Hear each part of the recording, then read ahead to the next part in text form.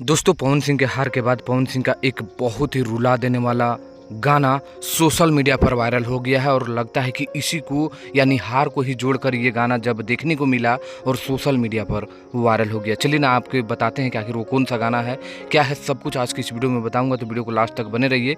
Channel पर पहली बार visit किए होंगे तो चैनल को सब्सक्राइब करिए। मैं हूँ रविंद्र और आप लोग देख रहे हैं रविंद्र टाइम्स। दोस्तों, पवन सिंह की हार सच में दिल दुखा देने वाला है। जबकि पवन सिंह को देखा जाए तो लगभग हर एक वो पार्टी से ज़्यादा लोग भीड़ में आ रहे थे और लगभग बहुत ज़्यादा प्यार पवन सिंह के और पूरी टीम को गांव-गांव, शहर-शहर में देखने को मिल रहा था। लेकिन वो हार कैसे गए?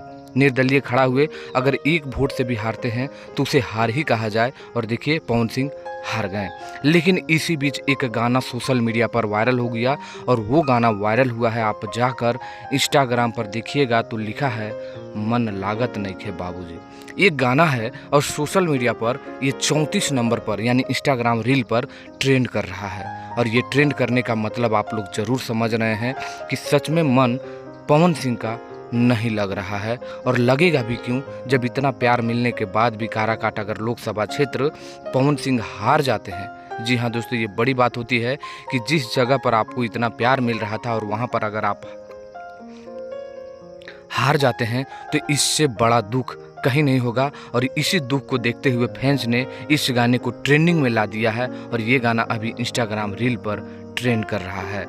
तो आप लोग भी देखे होंगे, नहीं देखे होंगे तो जाकर देख लीजिए। जबकि पवन सिंह की हार पर आपकी क्या प्रतिक्रिया है काराकाट लोकसभा क्षेत्र के लिए, ज़रूर कमेंट करिए। और नई पार्टी का अनाउंसमेंट जो है बहुत ही जल्द नए नाम के साथ आप लोगों को देखने को मिलने वाला है और उसका सबसे पहले खबर मैं आप लोगों को दूंगा। तो वीडियो को लाइक करिए, शेयर करिए। मैं हूँ रविंद्र और आप लोग देख रहे थे रविंद्र टाइम्स।